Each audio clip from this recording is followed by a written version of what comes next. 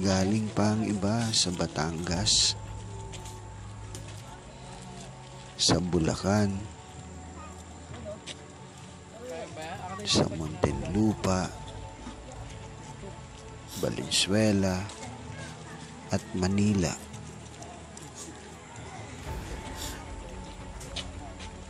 Pinasyalan namin si Lolo Pedro na nakatira sa taluktok ng bundok ng Paete, Laguna. Ipinarating sa amin ng nagmamalasakit sa kanya na mag-asawa ang kanyang kalagayan, kaya agad kaming tumugon para dalawin siya.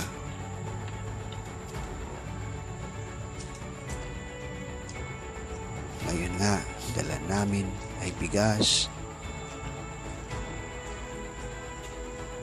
mahihigaan ni Lolo Pedro, mga damit, delata, noodles,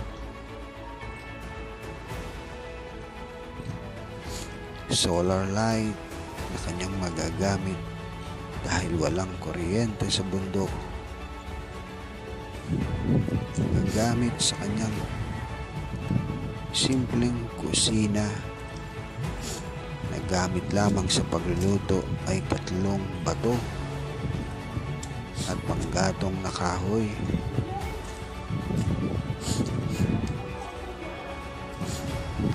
Tuwalya, unan, kumot,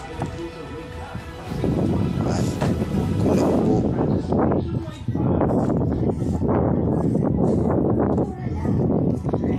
Marami pa kaming ibinigay sa kanya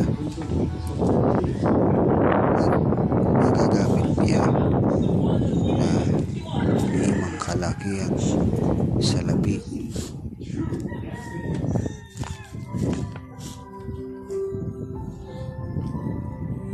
Sa ngayon, sa abot ng aming makakaya, ito lamang ang magagawa namin. Pero nawa isang araw ay marami pa kami na maitutulong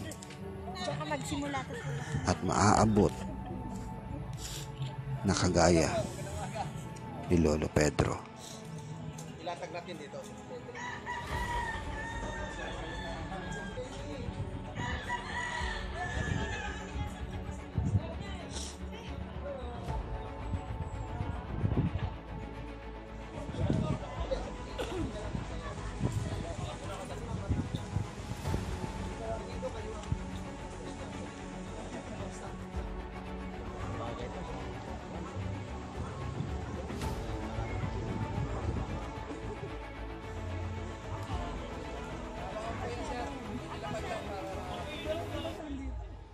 Certain today is awarded to Jonathan D. Naida in recognition of his exemplary services, selfless acts of charity, and genuine dedication to assisting drivers and other people in distress. His random acts of kindness serve as an inspiration to many as well as miracle for all Filipinos and all of humanity in general. Given this 22nd year of Philippines, dito ang laman.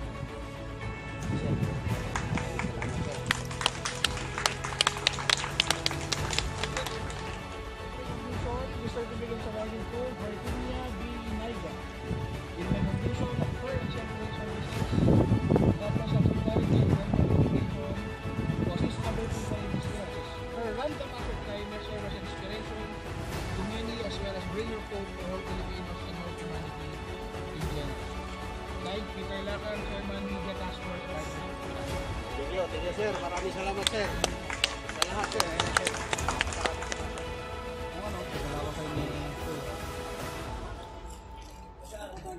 So may binigay din Valenzuela, care of kay Direk Lidel na mga magaganda at bagong mga damit kay Tata.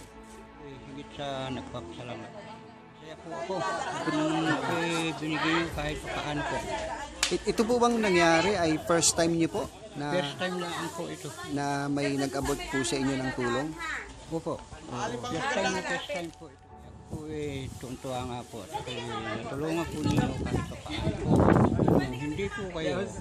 Hindi po ako magkakaganito. Kaya ako'y nagpapasalamat po sa inyo. Pagka araw siya, tapat nyo lang. Tapos sa gabi magagamit nyo yan.